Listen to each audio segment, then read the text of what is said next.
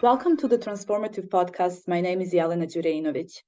Today we are joined by Dr. Peter Wright. He is an assistant professor at the Department of Slavic Languages and Literatures at the University of Illinois in Urbana Champaign.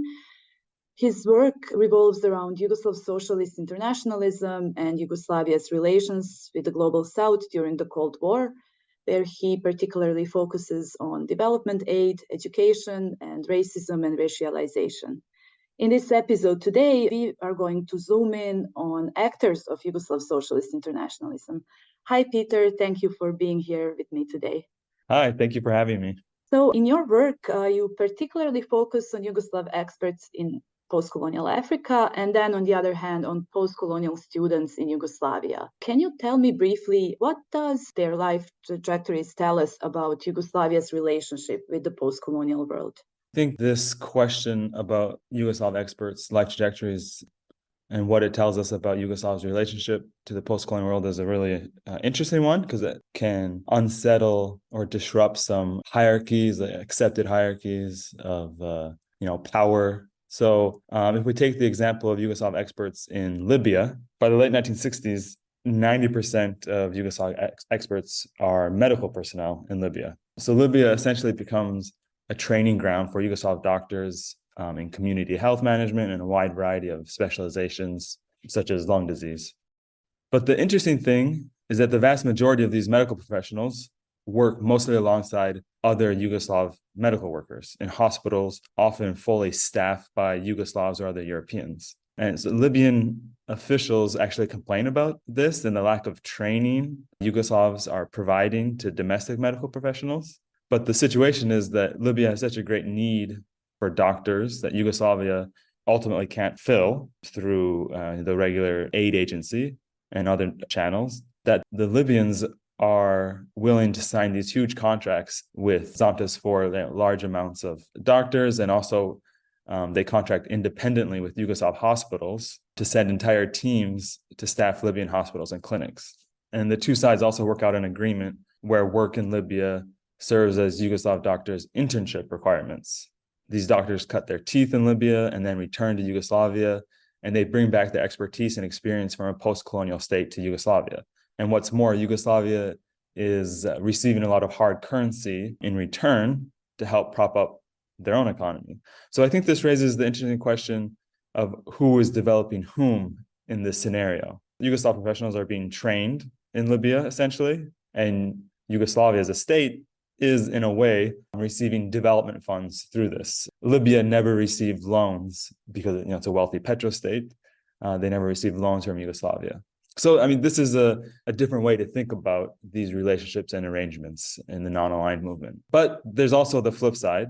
Yugoslav experts, the vast majority are urban, highly educated professionals, and mostly men, besides a lot of nurses who are, men and women, but a lot of women.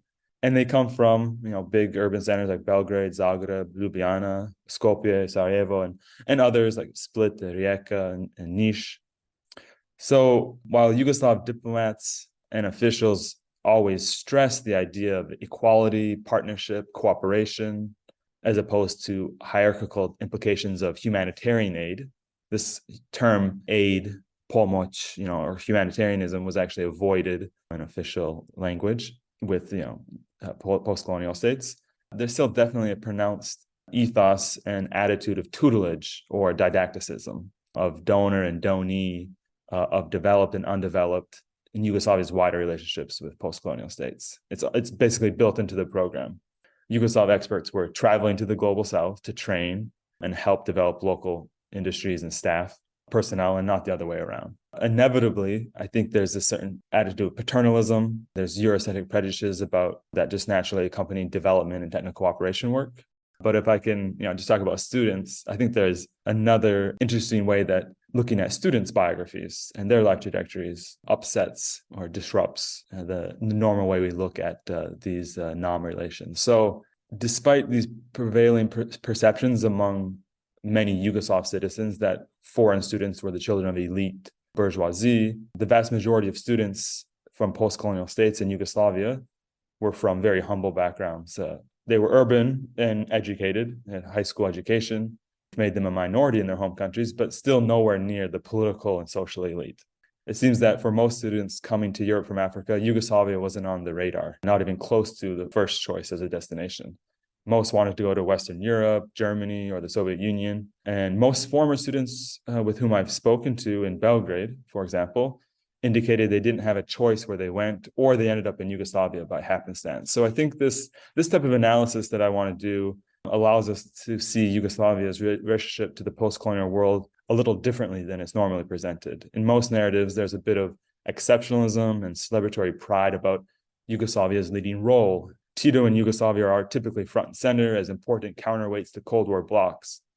However, when looking at the comparative numbers of international students in various European countries, East and West, and African students' preferences about destination, there's a way that Yugoslavia comes across as peripheral still.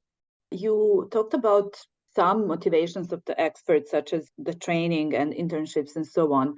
But how did it look like on the ground? What were the labor conditions? And also, how did these Yugoslav experts and professionals see themselves and their identity as well, in contrast or as opposed to the local labor in the global south where they work?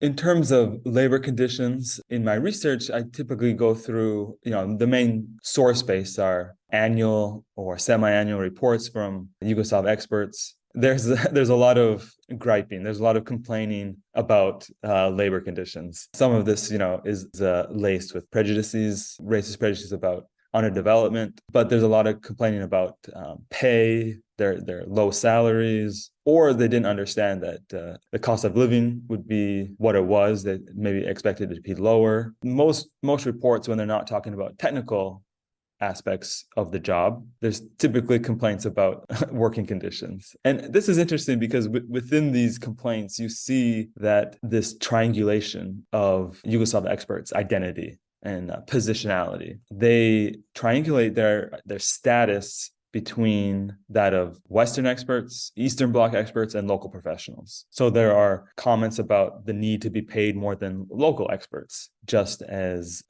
a given. There's a condescending attitude towards non-European partners. That's not surprising. And this is well researched in other contexts of other European socialist state experts in the global south. But one thing that might be a little bit more interesting is how Yugoslavs position themselves vis-a-vis experts from the Eastern Bloc. There is a lot of commentary and opprobrium reserved for, say, Bulgarian and Romanian competitor experts in African states. And this is actually more common than comments about local professionals or local experts. So in one example, in Ghana, a Yugoslav tomato growing expert who was having disputes with his host threatens to leave Ghana and he says something to the effect of, fine, just grow tomatoes however you want. Go and get some cheap, inexperienced Bulgarian experts to teach you how to grow tomatoes. And this is sort of a theme that Yugoslavs held themselves apart, Yugoslav experts in particular, held themselves apart from what they saw as less qualified, cheaper socialist bloc experts.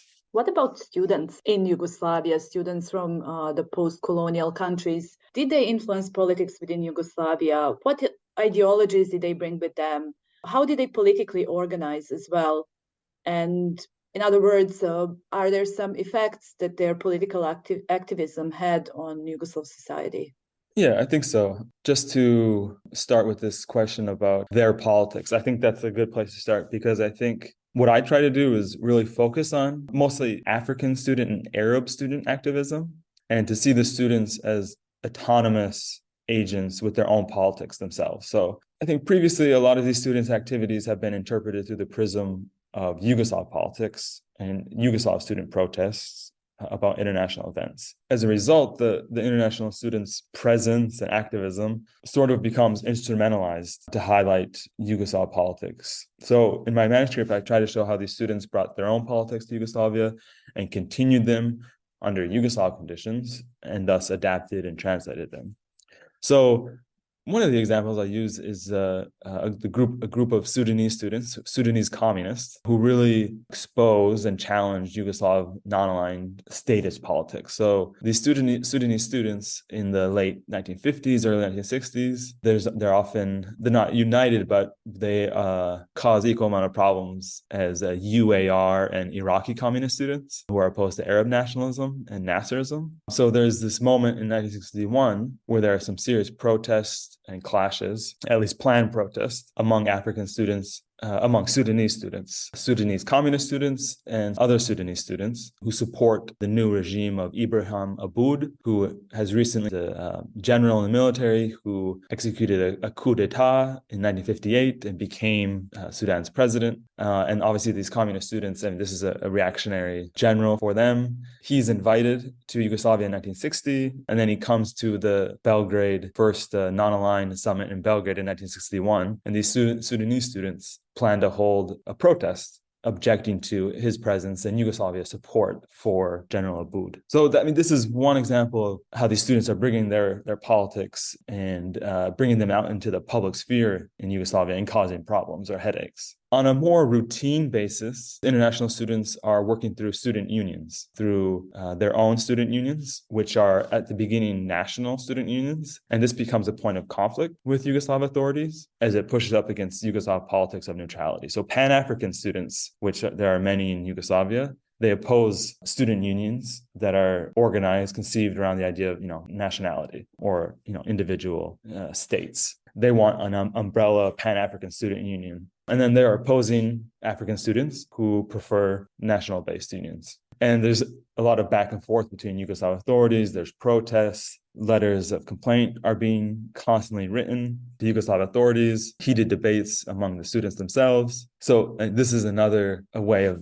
African politics, a very, very hot, important issue of post-colonial African politics being brought to Yugoslavia. And African students, actually in 1962, they bring first Pan-African student conference in Europe to Belgrade. International students from the post-colonial world, the Middle East, Africa, and Asia, for the most part, and Latin American students, they often worked across these national and continental borders. An example, protests in Ljubljana. It's organized by Black African students who are protesting against local racism. But what's interesting, if you look at who comes out, it's essentially all of the international students, Latin American, Asian, and Arab students. So they're performing, post-colonial solidarity across the national, regional, continental borders. I could talk more about issues of Israel and Palestine. There's a little bit of friction until the late 1960s with Yugoslav authorities when Palestinian and Arab students want to protest against Israel. But what the presence and the protest of Yugoslav international students did was it really raised political and cultural awareness of Yugoslavs, the international political awareness of Yugoslavs. Foreign students were often the initiators of actions and protests focused on international events, whether they be about Patrice Lumumba's assassination, Palestine, or Vietnam. And one issue that I've addressed in an article is how students raised awareness about domestic racism in Yugoslavia.